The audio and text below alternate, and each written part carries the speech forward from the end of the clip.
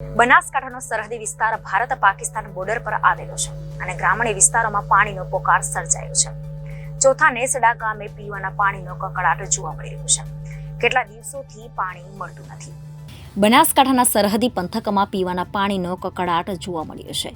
જોકે ઉનાળો આવે તે પહેલા પીવાના પાણીની સમસ્યા સર્જાય છે. જોકે સરહદી પંથકમાં દર વર્ષે ઉનાળો બેસતાની સાથે જ પીવાના પાણીની સમસ્યા સર્જાય છે. જ્યારે ઉનાળો આવે તે પહેલા ચોથા નેસડા ગામે પીવાના પાણીની સમસ્યા સર્જાઈ છે. જોકે આજ રોજ મળતી માહિતી મુજબ ગામની અગ્રણી અરવિંદભાઈ બ્રાહ્મણે જણાવ્યું હતું કે ચોથા નેસડા ગામે છેલ્લા 10 દિવસથી પીવાનું પાણીની સમસ્યા સર્જાઈ રહી છે. જોકે આ બાબતે ધારાસભ્ય ગેનીબેનને રજૂઆત કરી છતાં કોઈ કાર્યવાહી કરવામાં આવી નથી, જેથી તંત્ર દ્વારા તાત્કાલિક ધોરણે ચોથા નેસડા ગામે પીવાનું પાણી પહોંચાડવામાં આવે તેવી માંગ કરાઈ છે. અને વધુમાં કે બનાસકાંઠા જિલ્લાના થરાદ શહેરમાં ખાનગી ઓટલો અને ખાનગી કંપનીઓમાં પાણી પુરવઠાની રહેમ નજર હેઠળ ગેરકાયદેસર કનેક્શન આપવામાં આવેલા છે અને અગાઉ પણ મીડિયા દ્વારા અને પર્દાફાશ કરાયો હતો, પણ તંત્ર દ્વારા અનઘડ નીતિ અને એજન્સીઓની મિલીભગતના કારણે ગેરકાનૂની કનેક્શન દૂર કરવામાં આવ્યા નથી. અને જો કોઈ પણ એવું કહેતો હોય કે ગેરકાનૂની કનેક્શન નથી, તો આવતા એપિસોડમાં ગેરકાનૂની પાણીના કનેક્શનનો થશે પર્દાફાશ. થરાદ અને વાવ પાણી પુરવઠાના અધિકારીઓને એજન્સીઓને પણ ખબર જ છે કે ક્યાં બિન અધિકૃત કનેક્શન ચાલુ છે, કારણ કે રૂપિયાવાળી પાર્ટીઓ હોવાથી એજન્સીઓ અને અધિકારીઓ આવા તત્વો સામે પગલાં ભરવામાં ઘણો બધો વિલંબ કરતી હોય છે. અને એક બાજુ બોર્ડરના ગામડાઓ પાણીનો કડકડાટ ઉનાળાની શરૂઆત પહેલા જ ઉઠ્યો છે. નેસડા ગામમાં છેલ્લા 10-12 દાડાથી પાણી નથી આવતું. હવે પાણી નથી આવતું તો અમારે કરવાનું શું?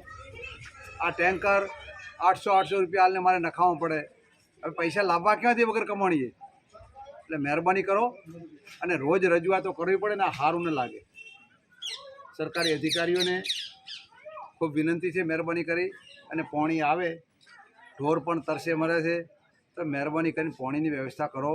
આ ન ચાલે. એક દાડો પાણી ના આવે તો તમે એકવાર આ જુઓ ને, ખબર પડે કે તમારા ઘરમાં એક દાડો પાણી નથી આવ્યું કેવી પરિસ્થિતિ થાય.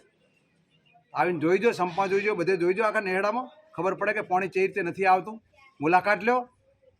ખોટો બોલવાનો કે ખોટા ઇન્ટરવ્યૂ આપવાની કોઈ જરૂર રહેતી નથી મારે, પણ હવે કેવું પડે, પરવાણે કેવું પડે. મહેરબાની કરીને પાણીની વ્યવસ્થા કરો. નેહડામાં હજાર રોજ રજૂઆત કરી અને હવે તો મારા દાંતે ઘાઈ જાય. કોને રજૂઆત કરી હતી? આ બધે રજૂઆત કરી છે, બધે ઠેઠ ગાંધીનગર સુધી, પણ એનો કોઈ રિઝલ્ટ તો આવતું નથી. એનો મતલબ શું આવ્યો એમ? તો પછી હવે મહેરબાની કરીને પાણીની વ્યવસ્થા કરી અને જે અધિકારીઓ, જે જવાબદાર અધિકારીઓ છે એમને કહી અને કોન્ટ્રાક્ટરને કહીને પાણી છોડે. આ તો એક દી બંધ થાય પણ બસ, મોટર બંધ છે, ફલાણું બંધ છે, ઉલ્યું બંધ છે. અરે આખો દી તમારો પ્રશ્ન, આખો દી અમારે શું કરવાનું હોય છે?